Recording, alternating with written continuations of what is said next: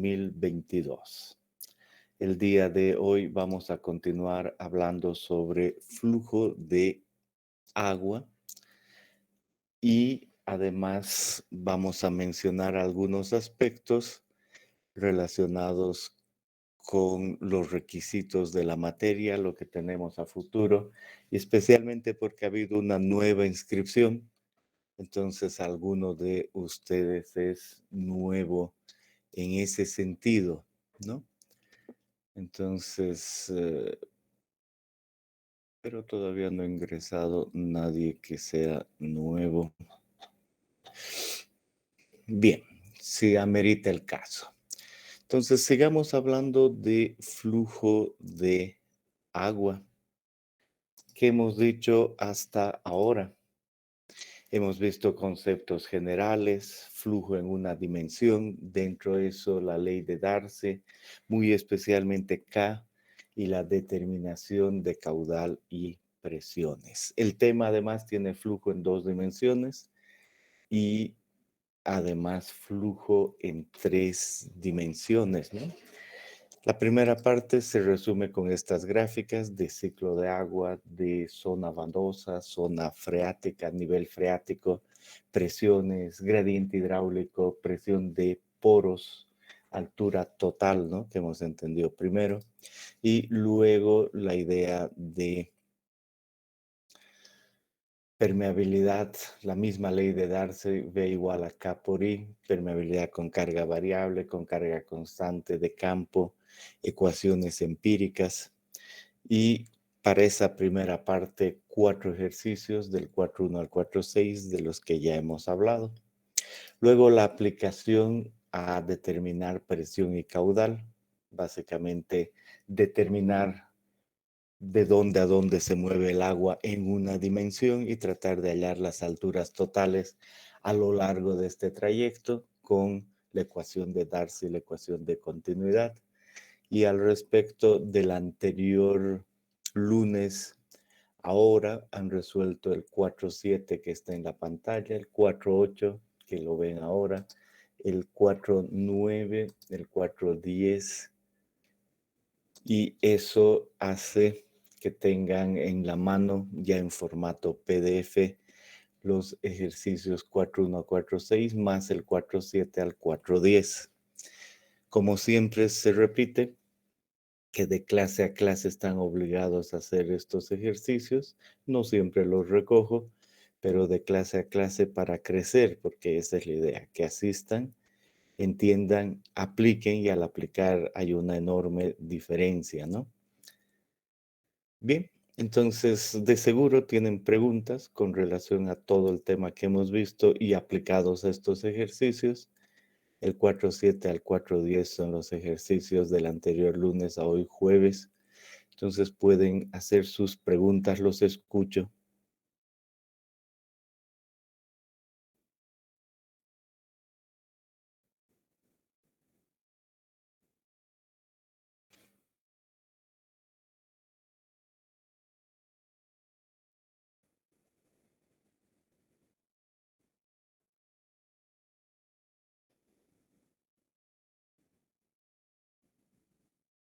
Bien,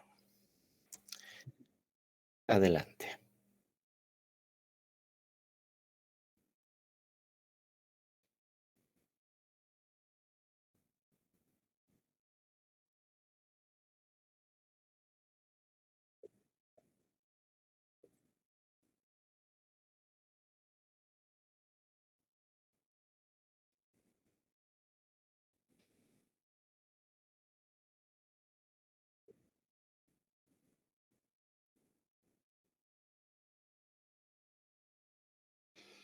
Sí, seguramente no tengo en la mente así con A2, 3 o 4 ese ejercicio, pero evidentemente te confirmo que cuando uno tiene un gradiente hidráulico, es la diferencia de alturas totales entre 2 puntos y abajo la longitud entre esos 2 puntos.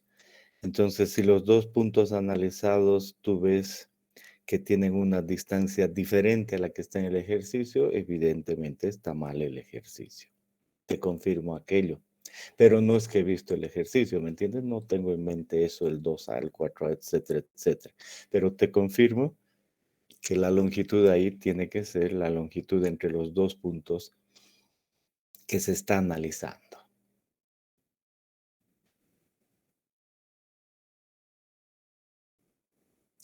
¿Alguna otra pregunta?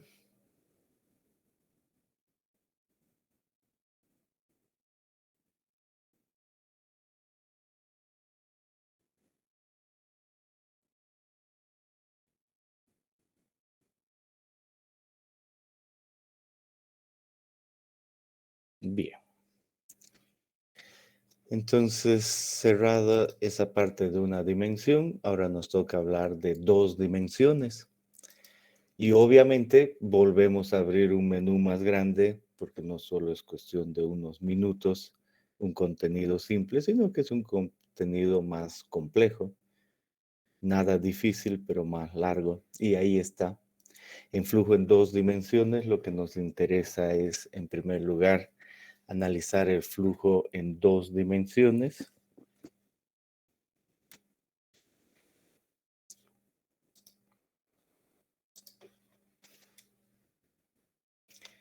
En dos dimensiones lo importante es la ecuación de Laplace, así como en una dimensión hablamos de la ley de Darcy, y esa ley de Darcy en la clase anterior hemos visto nos ha servido para determinar caudales, presiones, gradientes, velocidades, alturas piezométricas, alturas totales, todo, ¿no? ¿Se acuerdan?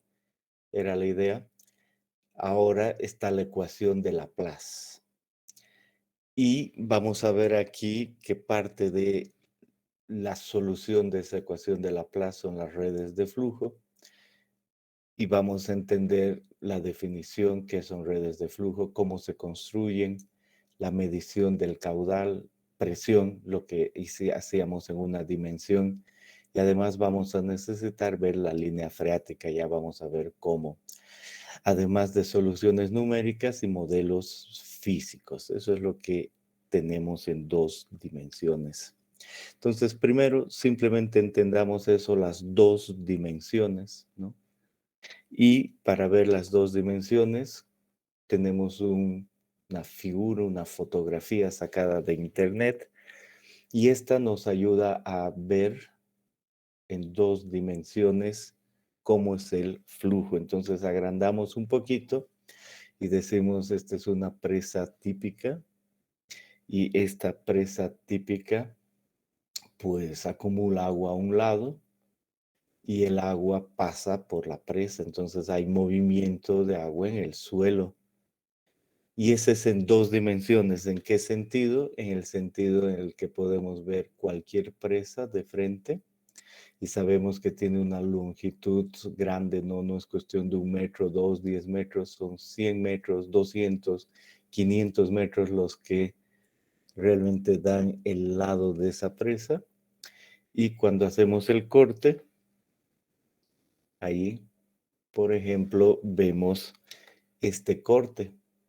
Y sucede esto que estamos viendo en dos dimensiones en la cara paralela y en la paralela por la longitud.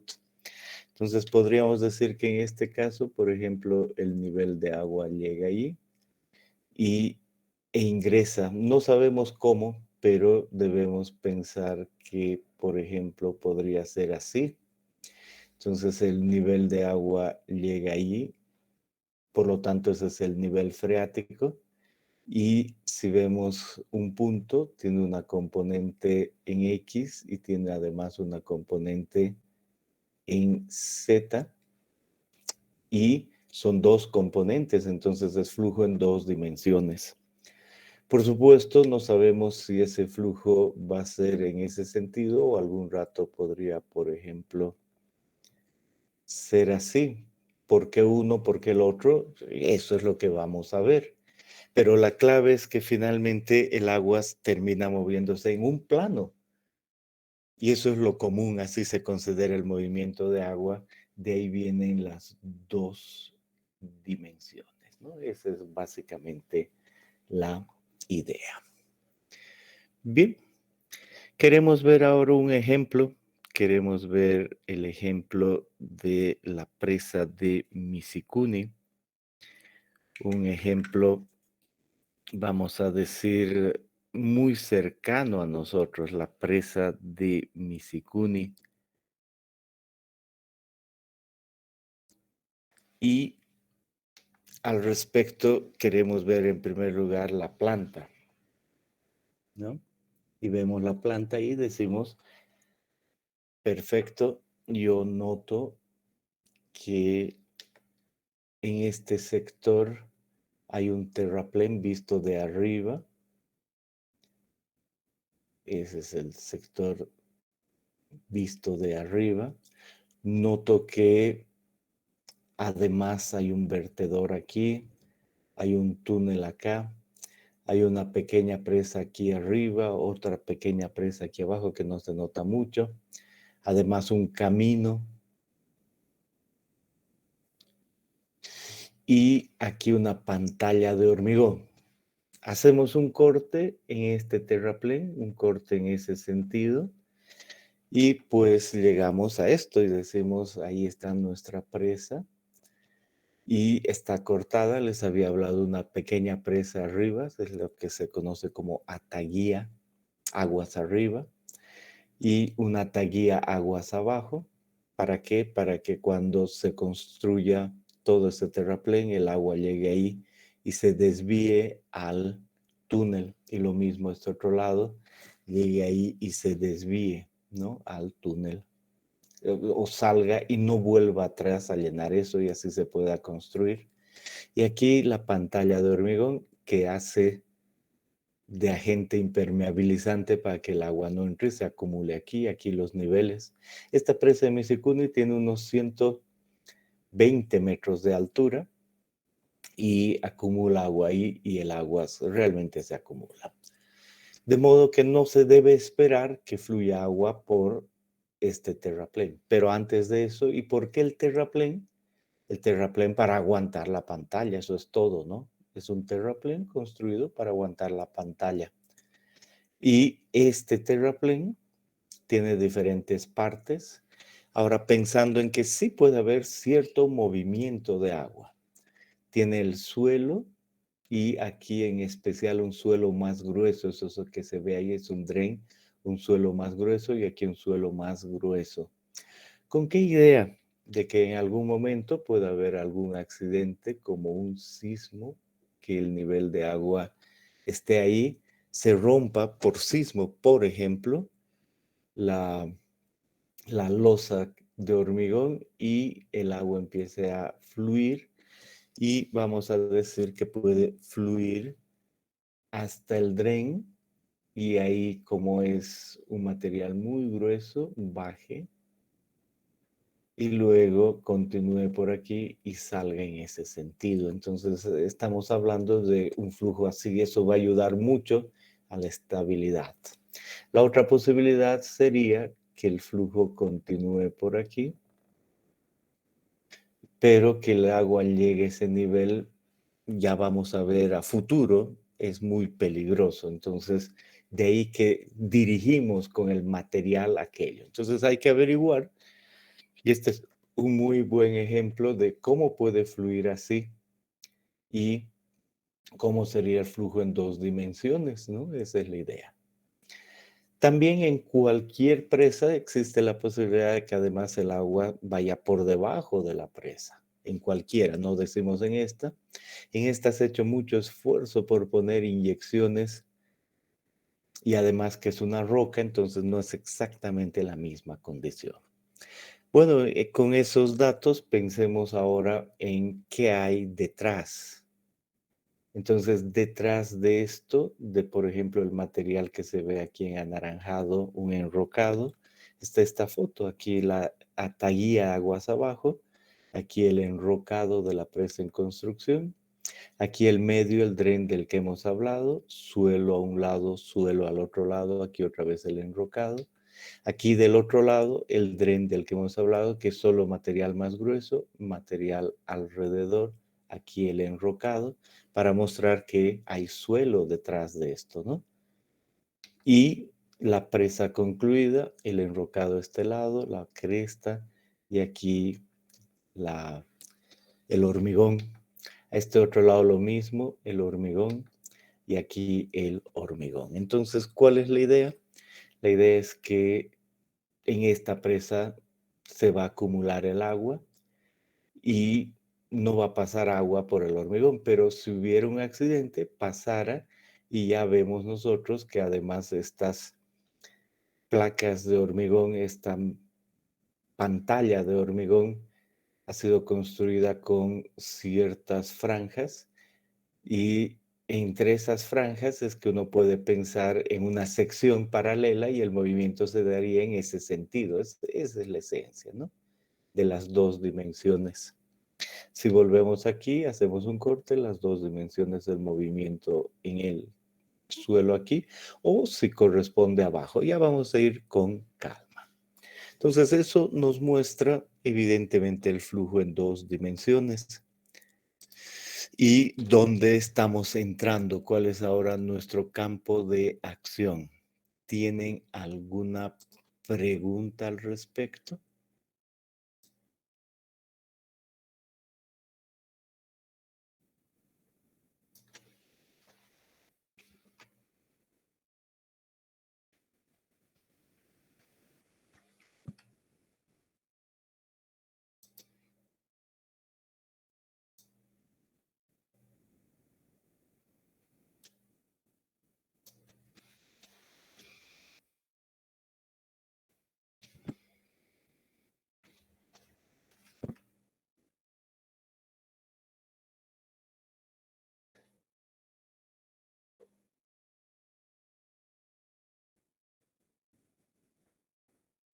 Bien,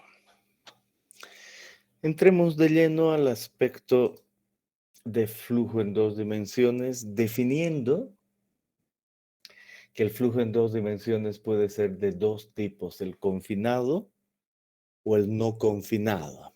Entonces, pensemos primero en el flujo no confinado. Eso quiere decir que estamos hablando acá de flujo no confinado y en ese sentido el ejemplo es este de acá, el C. Que vemos en este, la presa de la que hemos hablado, pero ahora no tan especial, no tan grande, sino simplemente una presa de un solo material, ¿no? Un solo material. Y ese solo material, o perdón, y por ese material es que fluye el agua, ¿no? Eso es lo que nosotros estamos viendo. Y se acumula a un lado, luego hay otro nivel al otro lado, por lo tanto hay movimiento de un lado a otro. Y aquí está el nivel freático. ¿Por qué pasa por ahí? Ya vamos a ver, pero ese es el nivel freático. Y el agua fluye a lo largo del terraplén de un lado a otro y un borde de ese movimiento es el nivel freático. Eso hace que el flujo sea no confinado. La clave es pensar en ese nivel freático, la clave, y ese nivel freático hace que se vea de esa forma, que sea borde, nos pone en la situación de flujo no confinado. Por otro lado está el flujo confinado.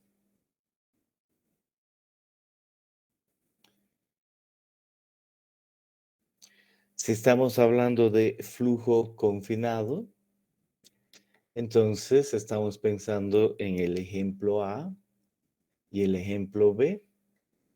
Y aquí el nivel freático, ustedes pueden ver en un lado está ahí y al otro lado ahí. Y el movimiento se da de mayor nivel de agua a menor nivel de agua y a través de ese suelo. Decimos estamos en dos dimensiones, solo en un plano, lo mismo aquí. ¿Por qué? Porque la longitud es lo suficientemente larga y ya eso puede hacer que vaya paralelo. Si esta presa fuese muy corta, un metrito, por ejemplo, entonces de lejos no puede darse dos dimensiones, se dan tres dimensiones de movimiento, pero en largo pensamos en 2 dimensiones. Y el agua va de un lado a otro y la línea freática no hace de borde.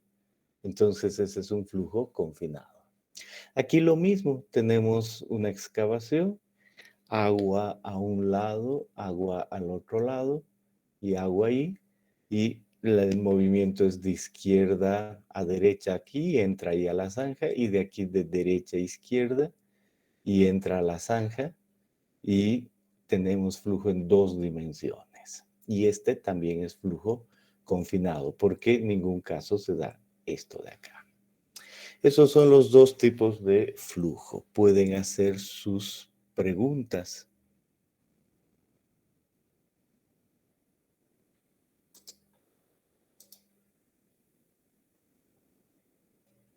Bien.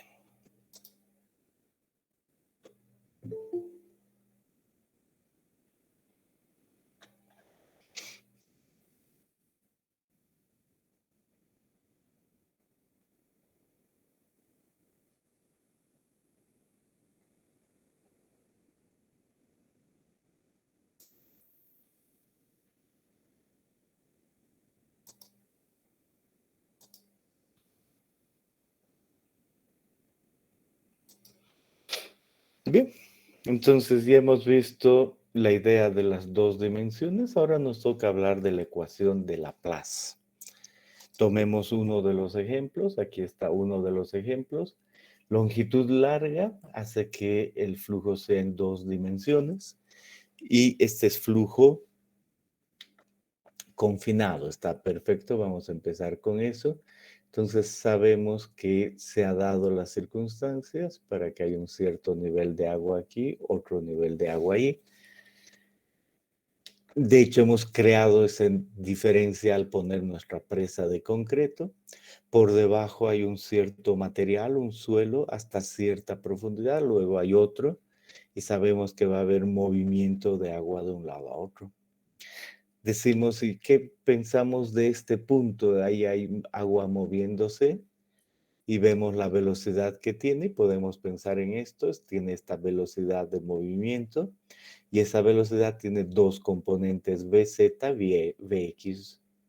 Y cuando pensamos en el punto en otro lado, tiene 2 componentes en otra dirección, pero finalmente hace las 2 dimensiones, ¿no? Eso nos queda muy claro. Entonces vamos a hablar de esas 2 dimensiones. Y tomamos un elemento, puede ser este de acá, pero puede ser cualquiera, y decimos ahí se está moviendo el agua. Y Laplace dice, este es nuestro elemento y tiene un ancho dx, un alto dz y de ancho una unidad. No nos olvidemos que la presa tiene alguna longitud, pero al ver solo un plano, decimos el ancho es una unidad.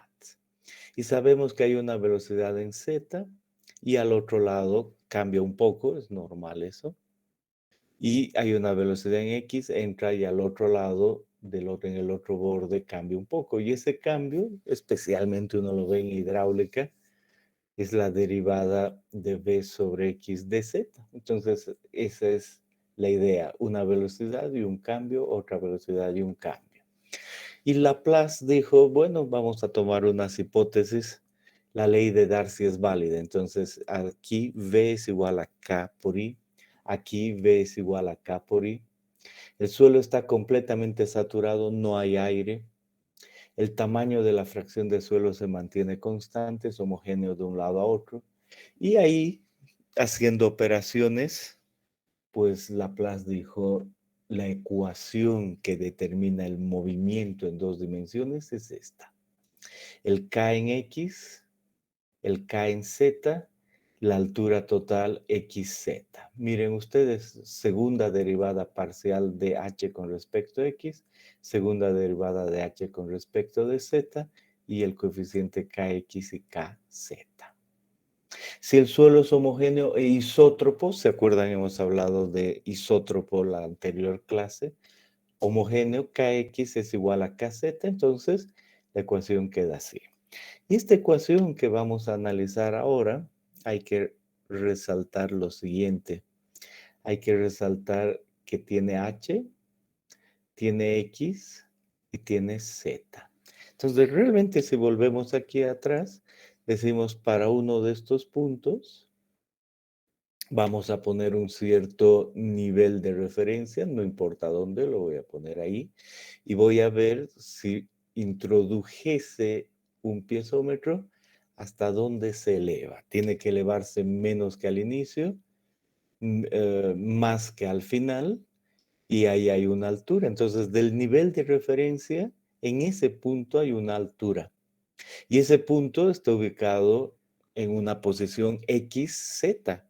Por lo tanto, esa es la clave, eso es lo que dice la derivada de h con respecto a xz. En una posición xz, ¿cuánto es h? Esa es la ecuación. Igual que v igual a k por i, ¿no? Ahí uno solo v igual a k por i, pero hemos aprendido que con esa ecuación uno determina el h, ¿no? Hemos visto en nuestros sistemas del anterior lunes. Entonces es lo mismo, pero la ecuación cambia porque ahora es dos dimensiones. Ahí está. Pueden hacer sus preguntas con relación a esta ecuación de Laplace.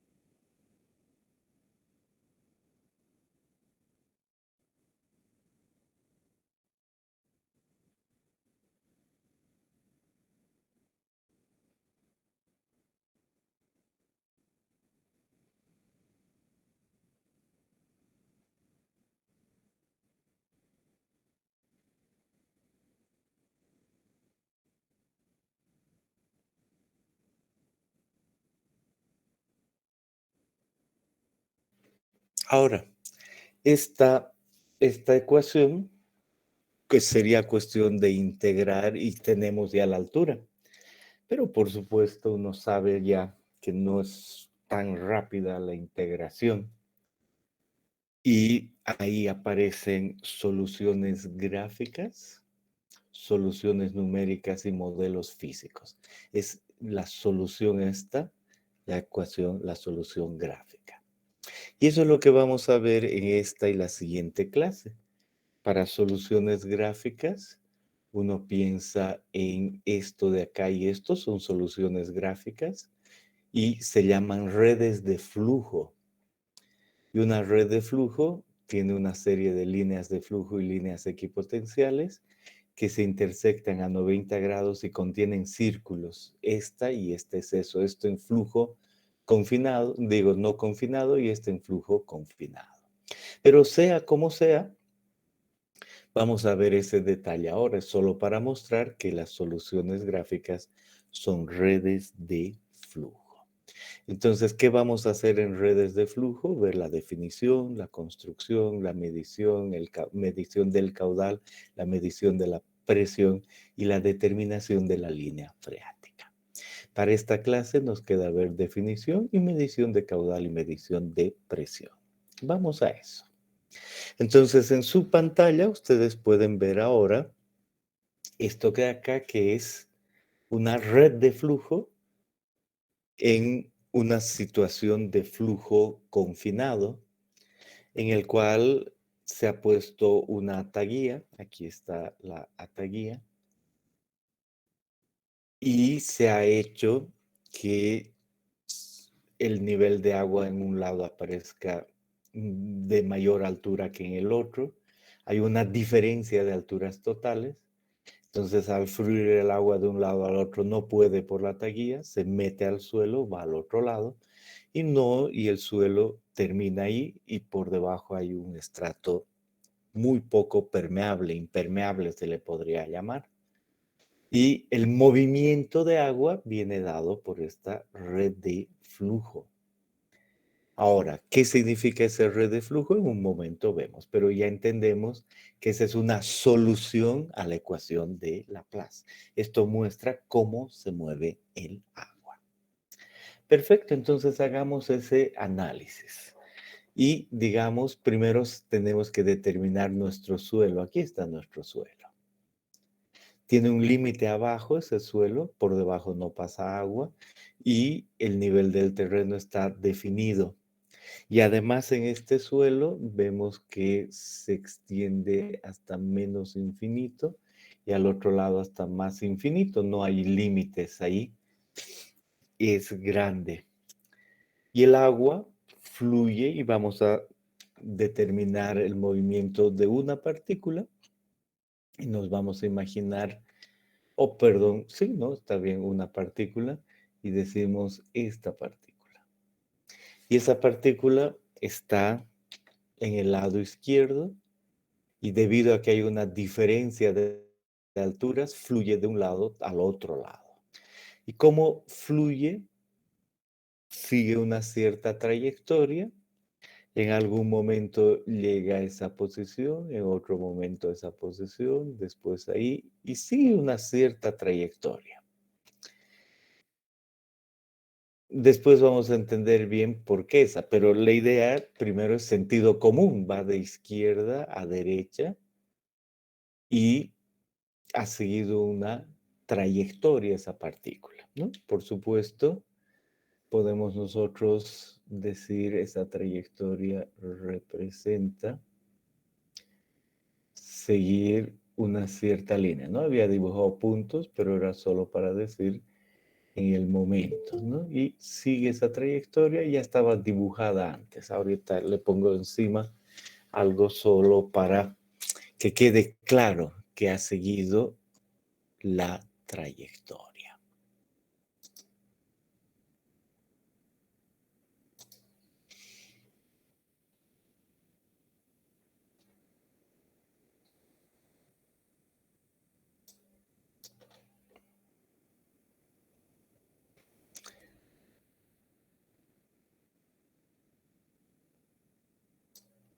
Bien.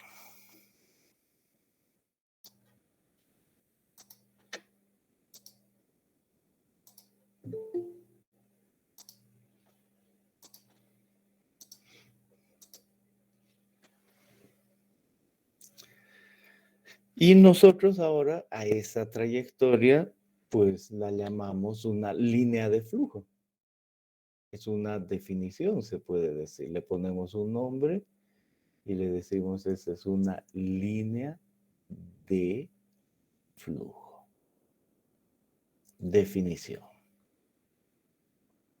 Y yo observo que esa partícula puede seguir esa trayectoria y por supuesto puede haber otra que siga otra trayectoria. Por ejemplo, una I puede ir bajando en forma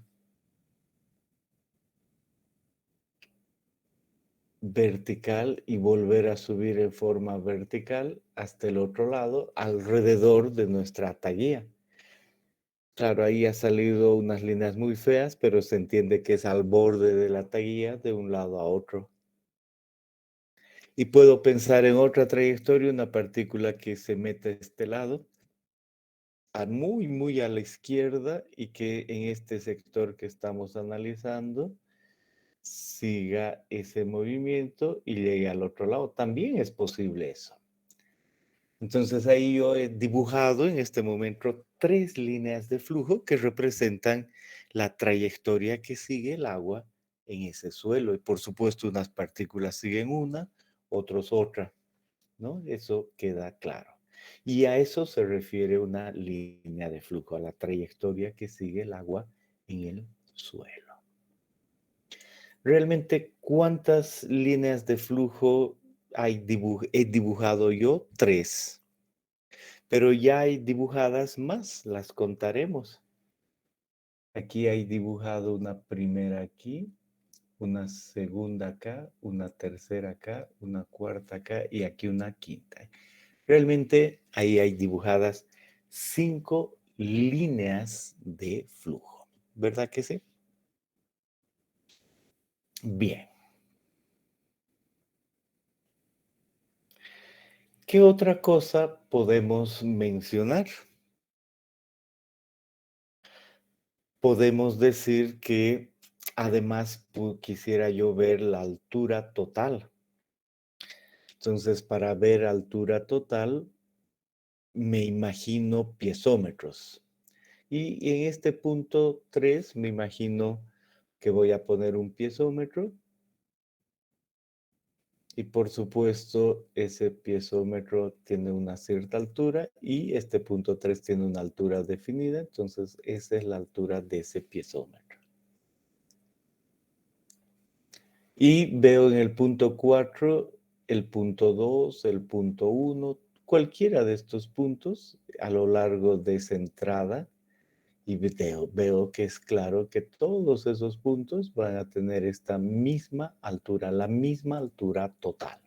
Si yo pongo un nivel de referencia, puedo poner ahí el nivel de referencia y con respecto al nivel de referencia, la altura total es la misma, ¿no? Por lo tanto, digo, esta línea es una, por definición, es una línea equipotencial.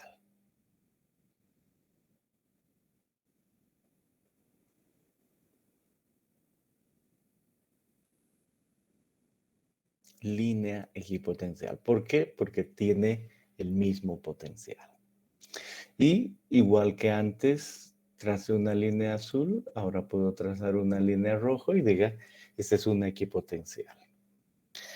Toda partícula que entra sale al otro lado y cuando sale al otro lado tiene la misma altura, aquí está, la misma altura. Y se puede decir que los puntos de salida son ahora esos de ahí. Y también puedo trazar otra línea equipotencial ahí. ¿Todos de acuerdo? Entonces ahí hay dos líneas equipotencial dibujadas. Y ahora quiero dibujar una más, otra línea equipotencial. Y en esa otra línea equipotencial simplemente me fijo en esta primera trayectoria en 1. Baja el agua y me paro acá. Veo la altura y la altura va a ser algún nivel por ahí. Lo mismo veo en el punto 2, parte de la misma altura y llega a la misma altura, entonces en algún momento voy a tener yo esta otra altura, en algún momento. ¿Cuál es ese punto en que me dé la misma altura? Aquí.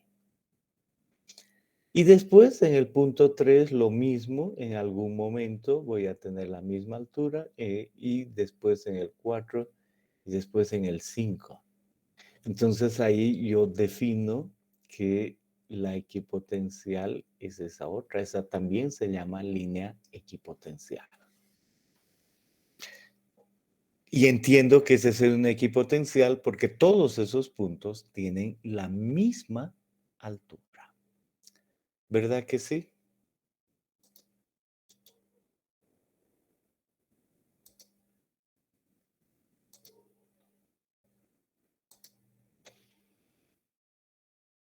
Entonces, cuando aquí arriba yo veía y me decía, mire,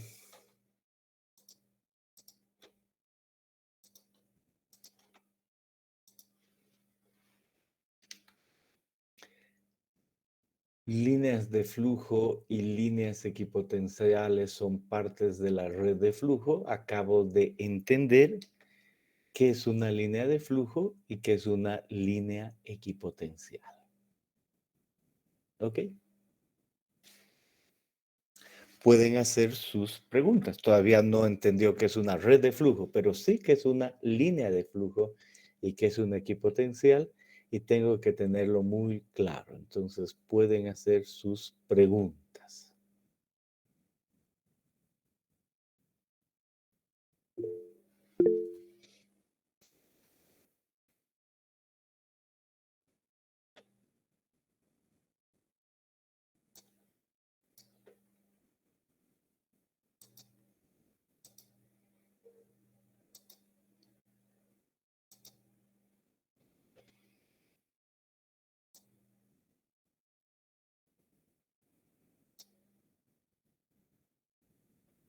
Bien.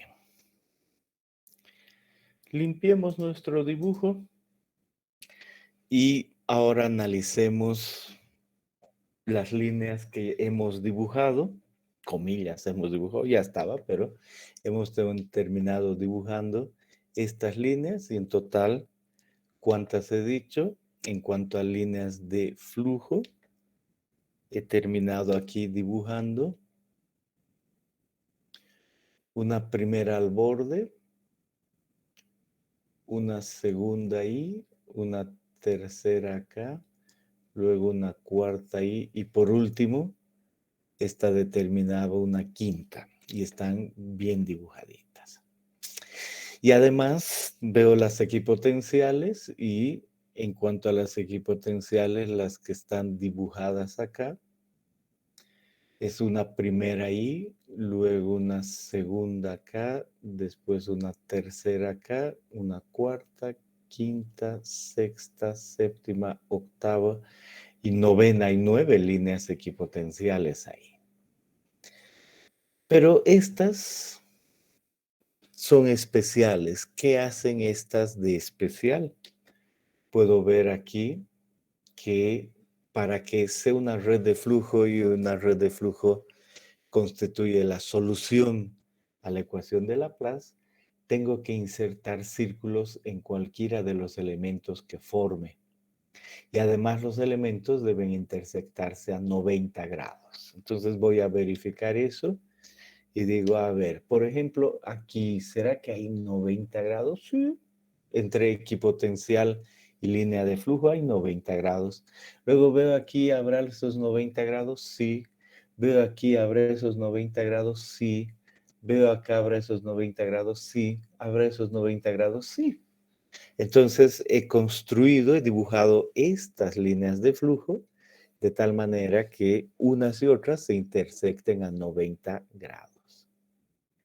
Segundo, ¿puedo yo escribir círculos? ¿No? Esa es la idea. Aquí veo círculos y eso define una red de flujo.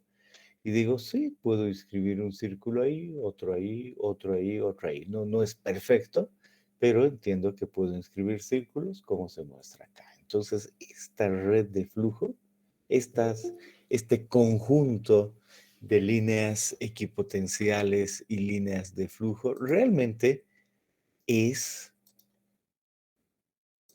una red de flujo. En nuestro caso anterior, si solo dibujásemos esas tres y estas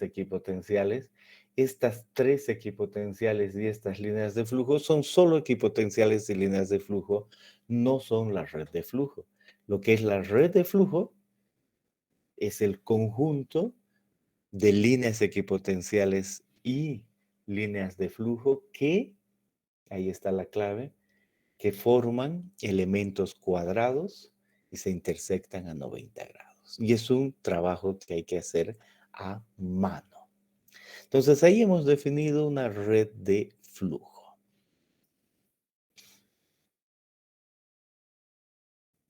Sigamos adelante. Cambiemos la situación. Ahora también tenemos flujo en 2 dimensiones, pero ahora tenemos una presa. Esta es nuestra presa. Esta presa es de concreto, acumula agua a un lado, luego hace que el agua esté a otro nivel. Hay una diferencia de alturas y vamos a decir que esa diferencia de alturas en nuestro texto está delta H mayúscula. Nosotros siempre hemos utilizado el delta H minúscula, aquí utilicemos lo mismo. Se refiere a la diferencia de alturas en el sistema. Y en ese sistema, además, se ve que el suelo es este de acá. Algún momento ya no hay ese suelo, es un borde impermeable. Y además esta presa tiene una taguilla hacia abajo y eso condiciona un movimiento de agua. Y empezamos a ver y decimos, en este caso ya está dibujado y están las líneas de flujo y decimos voy a remarcar una línea de flujo. La primera es esta de acá, es la primera línea de flujo que se ha dibujado, que es la que no se ve y que obviamente representa recorrer el borde de esta estructura y terminar saliendo al otro lado. Esa es la línea 1 al borde de la estructura. Y la 2 es evidente, está dibujada, esta es la 2, la 3 está aquí, la 4 está aquí, esta es la línea 5 y aquí por debajo y siguiendo ese borde, la línea 6, hay 6 dibujadas. Y he entendido que esas son líneas de flujo. Y luego paso a ver las equipotenciales, que también han sido dibujadas a mano, y digo, la primera es esta, es la primera equipotencial. Y si yo tomo un nivel de referencia, por ejemplo, ese nivel de referencia, yo veo que todos unos puntos tienen esta primera altura, y digo, esa es la altura inicial. H1 está bien, pero primero H inicial. Y luego estos últimos puntos tienen una altura igual dada, esa de ahí, y todos llegan al mismo nivel y ahí yo puedo ver que todos esos puntos tienen una altura final. Y por supuesto entiendo que la diferencia de alturas es la altura inicial menos la altura final. Y todos los puntos que entran así. ¿Y cuántas equipotenciales yo veo?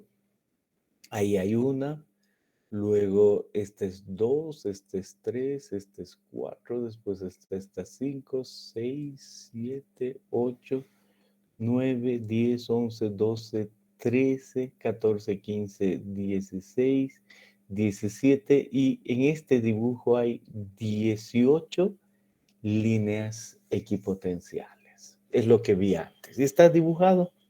Hay, por supuesto, ciertos lugares como aquí que uno necesitaría decir, pero ¿por qué este dibujo debería ir un poquito más abajo? ¿No? Y porque no queda claro el círculo, o estos de acá, ¿no? Son puntos que no queda claro. No importa. Extra de eso que se puede pulir, entendemos que esta es una línea de flujo que cumple las condiciones que hemos mencionado. Bien, ahora nosotros decimos, voy a definir algo más, esa es la palabra exacta.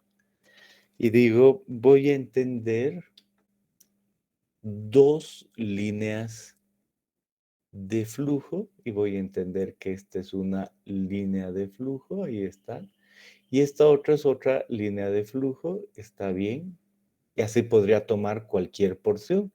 Pero aquí en especial digo, entre estas dos líneas de flujo, voy a definir lo que se llama canal de flujo. Ese es un canal de flujo.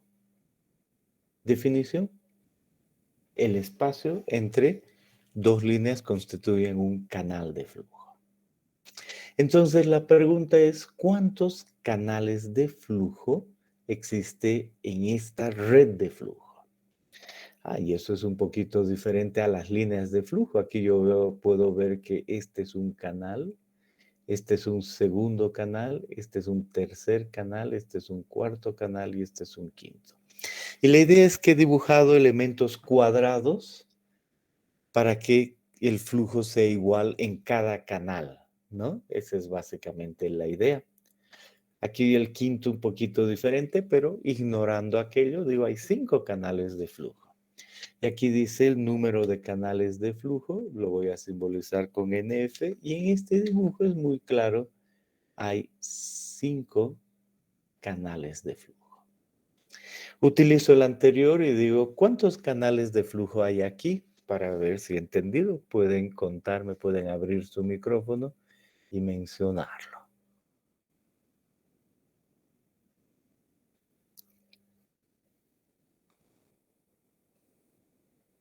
Cuatro canales.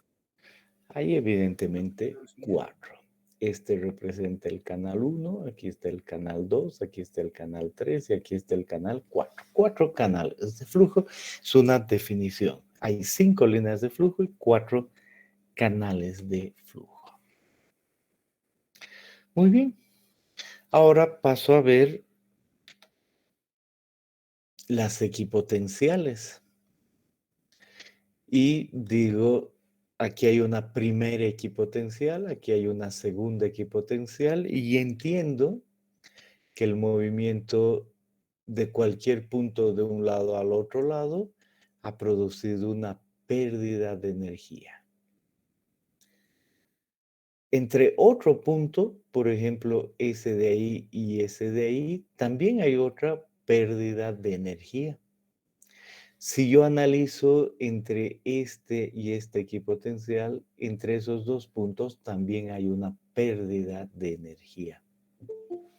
Y la clave es que esa pérdida de energía es la misma porque he dibujado elementos cuadrados, ¿no? Esa es la clave. Elementos cuadrados.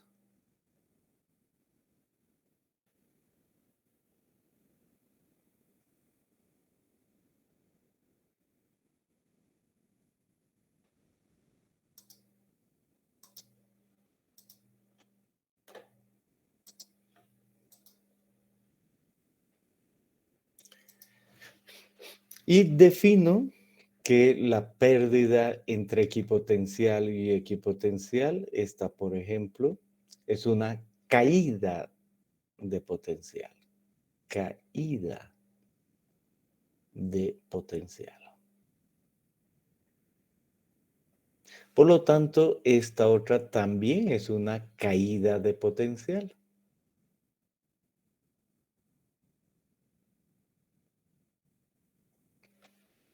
Y cualquier pérdida entre equipotencial y equipotencial es una caída de potencial y siempre va a ser la misma, no importa dónde esté. A eso se define caída de potencial. Entonces aquí cuento las caídas de potencial. Le cambio el color porque ya está muy lleno esto. Y digo, voy a contar cuántas caídas de potencial hay. Entonces, de aquí a acá hay una primera caída. Luego una segunda caída, tercera, cuarta, etcétera, etcétera, hasta que llego aquí hay 17 caídas. Había 18 líneas equipotenciales, pero hay 17 números de caídas de potencial y a ese le llamo ND. Y en este ejercicio digo, esas son 17. NF5, ND 17. ¿Cuántas caídas de potencial hay acá? ¿Me pueden decir?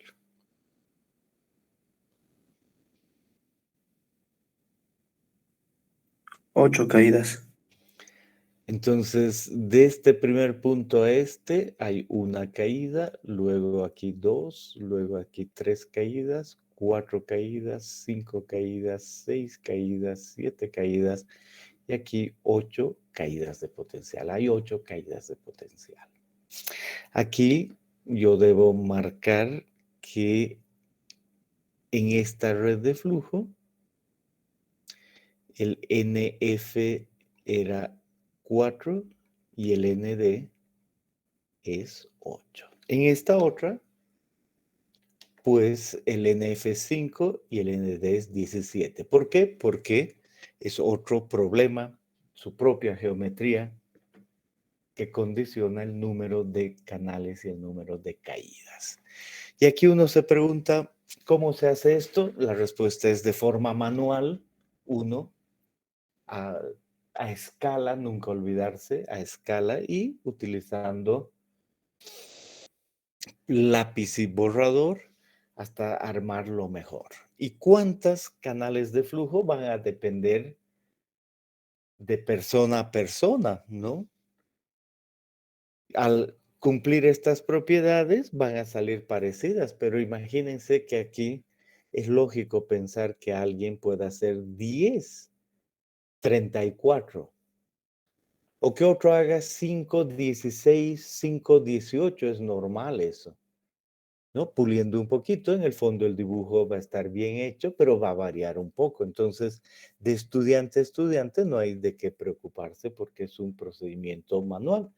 Lo que sí se sabe, la literatura dice que si hacemos entre 3 y 5 canales de flujo, hemos hecho bien las cosas. Entre 3 y 5 hemos hecho bien. Si alguien quiere hacer 10 está bien, si le sale 1 o 2 está mal, muy poco. Entre 3 y 5 canales y nos va a dar una buena idea. Bien, entonces ya hemos definido redes de flujo, que son canales de flujos, que son caídas de potencial. Pueden hacer sus preguntas.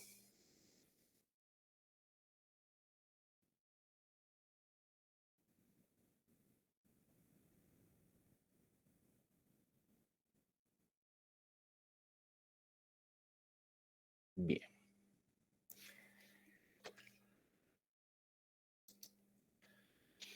Vayamos a ver cómo se calcula el caudal. Tomemos uno de estos elementos. Podría ser ese, podría ser este otro o ese de ahí. Tomemos uno por ahí y de tal modo que decimos el caudal circula por uno de estos canales y llegamos al punto donde hay una equipotencial y tenemos la siguiente equipotencial, ¿no? En este movimiento de la red está sucediendo que se pierde y estamos tomando uno de esos elementos. Y en uno de esos elementos, especialmente decimos, yo quiero analizar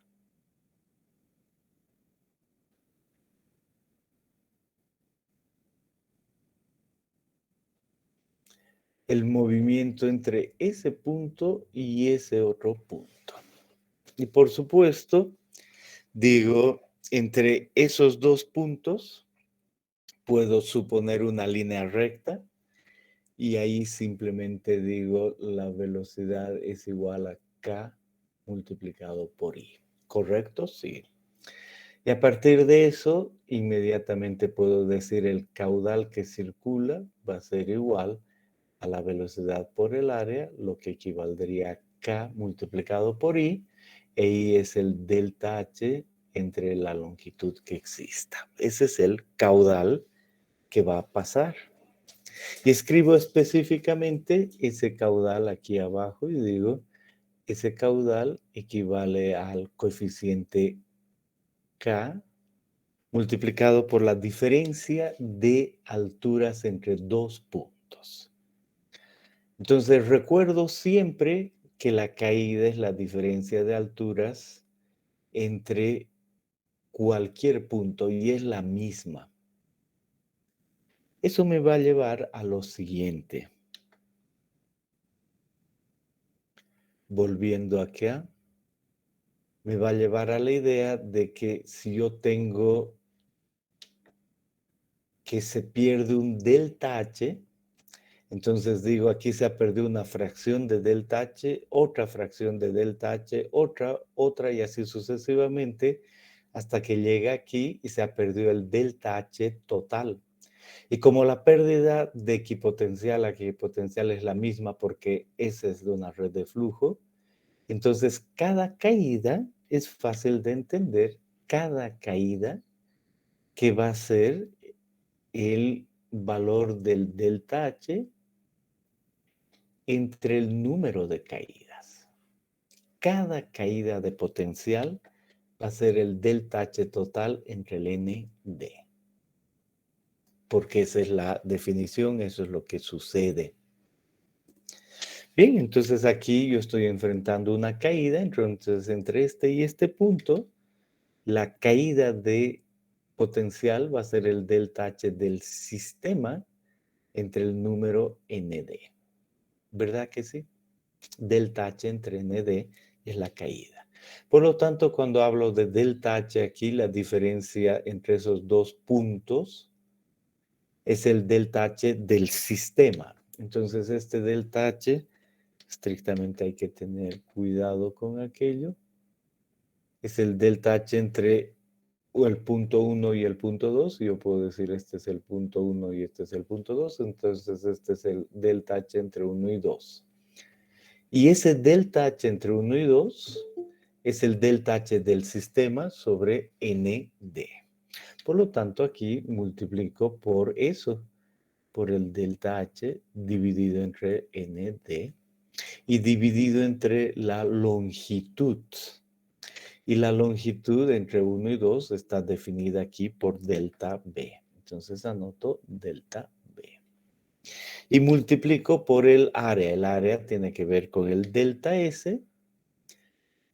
Y estoy tomando un ancho unitario, entonces multiplico por 1. Eso es lo que debo considerar ahí.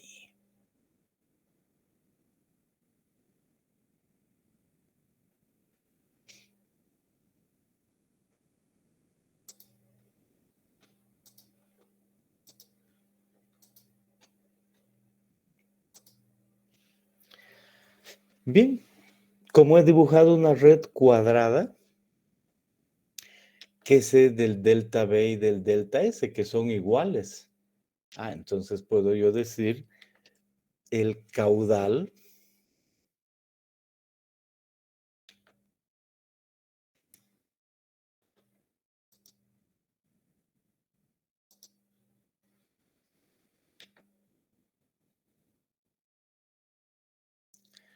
va a ser igual a K por delta H por 1 sobre ND.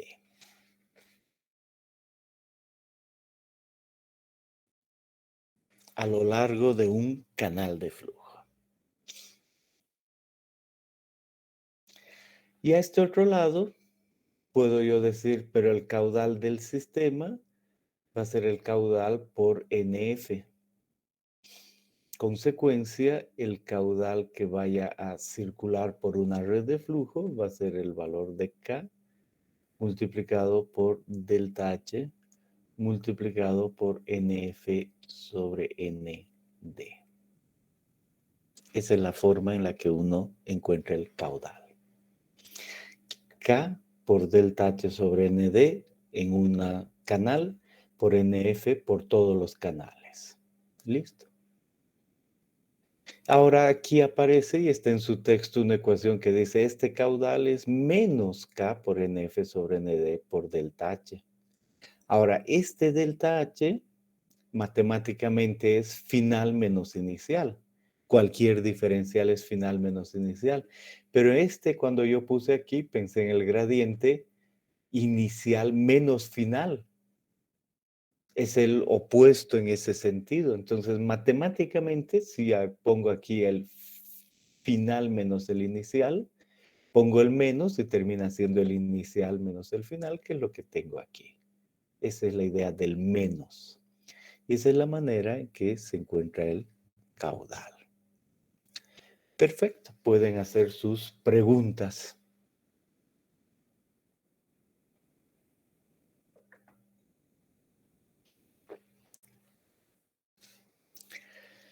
Ahora vamos a ver cómo medir presiones.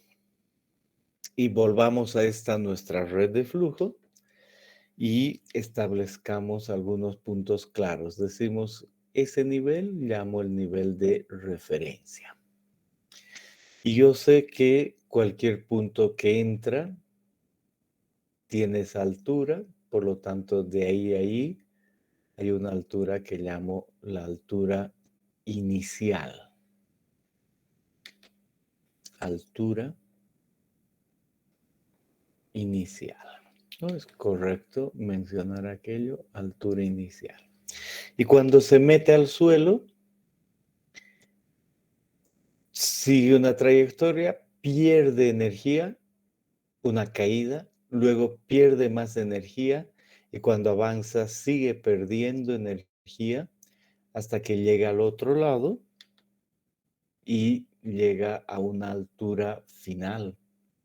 Entre el mismo nivel de referencia y ese punto, ahora hay una altura final. Y por supuesto, el delta H va a ser la altura inicial menos la altura final. Perfecto, entonces puedo yo decir, entonces esta altura final, en primera instancia, la altura final que estoy viendo, tiene que ser la altura inicial menos el delta H.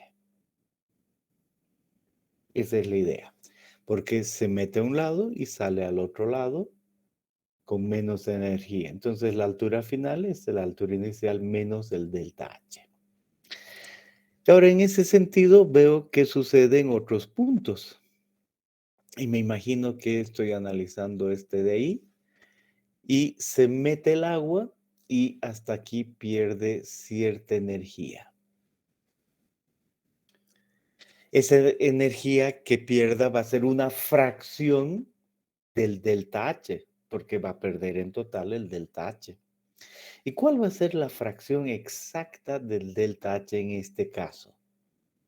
Entonces uno sabe que va a caer 1, 2, 3 veces, 17 veces y ha caído 3 de 17 veces. Por lo tanto, es fácil de ver que lo que ha perdido es 3/17 del delta H. Ahora voy a ver otro punto, este otro punto, el punto este de ahí. Ahora ha llegado el agua ahí, se ha metido por aquí, ha ido perdiendo energía. Y cuando llegue a ese punto, ¿cuánta energía ha perdido? Es fácil de ver. En ese punto ha perdido 12/17 de delta H. ¿Verdad que sí? Y en este punto E', ¿cuánto habrá perdido? Uno dice hasta aquí 11, hasta aquí 12, entonces ha de haber perdido 11.5 veces sobre 17 de delta H. Solucionado el asunto. Por lo tanto, cualquier altura en cualquier punto, y esa era la idea de hacer la red de flujo, corresponde a la altura inicial menos el número de caídas hasta el punto sobre ND por delta H. Ahí está. Número de caídas sobre ND por delta H. Y esa es la altura total. Excelente. Entonces ya podemos hallar la altura total. Fácil, ¿no? No es difícil. Y si yo he hallado la altura total, puedo hallar la altura piezométrica. Aquí está, porque es la altura total menos la elevación. Y ahí puntualizo un poquito y digo, a ver, veré bien.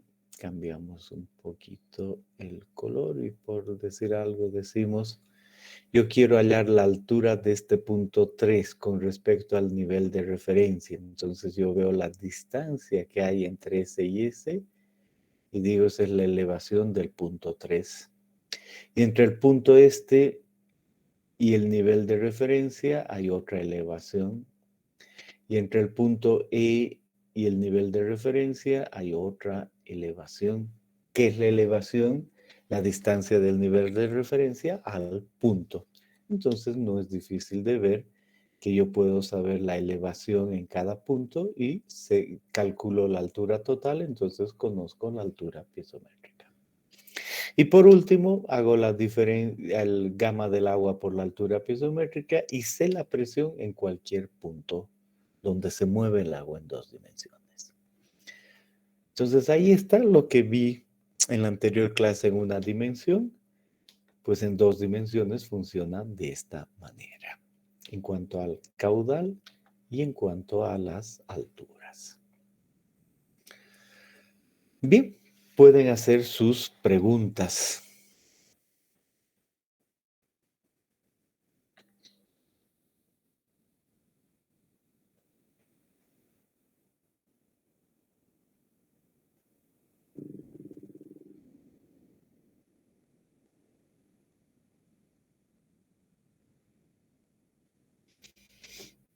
Bien.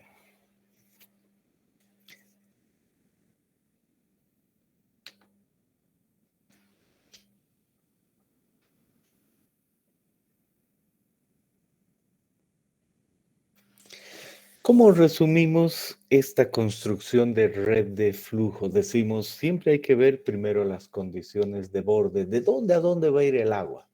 Si yo tengo este caso, entiendo que el agua no va a pasar esto porque ahí he visto que hay un estrato impermeable, solo se va a mover en el suelo aquí y no va a meterse al concreto y va a entrar por aquí y va a salir por aquí. Eso entiendo en primera instancia. Si el flujo es no confinado, entonces entiendo por dónde entra, por dónde sale. Aquí establezco que es impermeable. Hay una línea freática y fluye entre esos dos bordes. Esa línea freática puede ser diferente, ya vamos a ver cómo la siguiente clase, y entra en ese sentido. Primero hay que saber de dónde a dónde se mueve, cuáles son los bordes. Entonces, con esos bordes definidos, estos dos casos, por ejemplo, lo que hacemos es trazar las líneas de flujo a mano y luego le ponemos las equipotenciales a mano. Y vemos si cumplen las hipótesis, me quedo tranquilo y así determino un NF y un ND para cada construcción. ¿Cuál sería en el dibujo de arriba el valor de ND?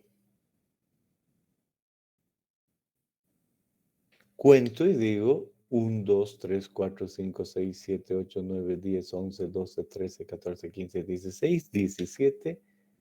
Excelente. Y cuento además aquí el número de canales. 1, 2, 3, 4, 5. Excelente. NF5. Y veo abajo y cuento el número de canales. 1, 2, 3, 4, 5 también. Está bien. NF5. ¿Y cuántas caídas? 1, 2, 3, 4, 5, 6, 7. Entonces, ND igual a 7. Así dibujo las redes de flujo. Hay muchas posibilidades para redes de flujo, eso es lo que se ve aquí. Veamos una por una. Esta es una posibilidad. ¿Cumple la red de flujo? Sí. Aquí, ¿qué ha pasado? El agua está a un nivel, se mete, sale al medio.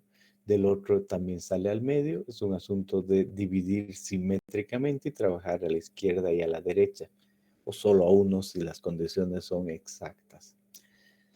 Este es un ejemplo de red de flujo. Este es otro ejemplo de red de flujo. En este caso, el agua a este lado está en esa posición. Entonces, ¿dónde entra aquí? ¿Dónde sale aquí? Aquí no. Entonces, se nota las líneas de flujo y las equipotenciales. Si cambiamos aquí, lo propio. Entra a un lado y sale al otro lado. Entonces, hay movimiento en este sentido. No importa que este estrato sea de esa manera. Y puedo dibujar las redes de flujo. Este es un ejemplo, ¿no? Finalmente, puedo hacer cualquier dibujo. Si conozco la línea freática, puedo hacer la red de flujo en flujo confinado o en flujo abierto. Y ahora solo decir que hay que practicar eso. Ahí tienen el ejemplo 411 que es un ejemplo simple. Y en su texto dice, vamos a ver cuál es el borde de entrada, salida, lo impermeable, trazar las líneas de flujo, luego las equipotenciales y calcular las presiones donde yo quiera. Por supuesto, yo he visto ya en los años que pido tareas, que el alumno agarre y le copia así, copia esto, luego copia esto a continuación y copia esto a continuación. ¿Qué ha hecho el alumno? Copiar sin pensar. Este proceso es solo para entender lo que uno hace. Si uno quiere dibujar la red de flujo, en el mismo dibujo pone todo, ¿no? Y termina viéndose así. Y el ejemplo 412 nos muestra eso, comillas, más complejo, para que igual distingan los bordes impermeables entrada y salida, puedan hacer las líneas de flujo y después puedan hacer las equipotenciales. Y a continuación, en los puntos que se requiera, calcular las presiones. Primero la altura total, para añadir a sus ejercicios. Muy bien. Eso es lo que es en cuanto a redes de flujo. Ya hemos entendido muy bien la definición, la medición del caudal y la medición de presión. Y nos estamos llevando 2 ejercicios más. ¿Cuándo es nuestra siguiente clase? El lunes. Mañana es feriado. Nos vemos el lunes. Todavía no he subido, en lugar de ver el cronograma con el poco tiempo que he tenido disponible. he visto los nuevos alumnos, todo eso, pero ya no se preocupen, tengan todo listo para el lunes, para la siguiente semana. Los que están llegando, es obligatorio hacer ejercicios, entonces todos los ejercicios que se ha pedido están en el Classroom, entonces también tengan listos para la siguiente semana. Y la subsiguiente tenemos nosotros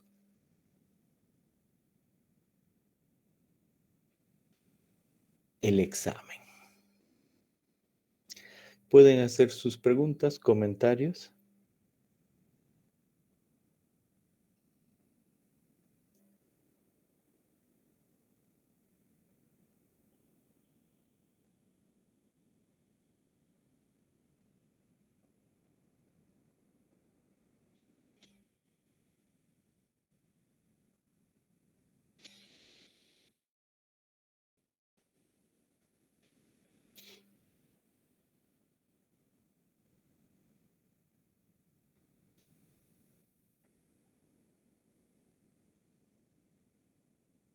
Bien. Entonces ahí quedamos. Tengan buen fin de semana. Hasta el lunes.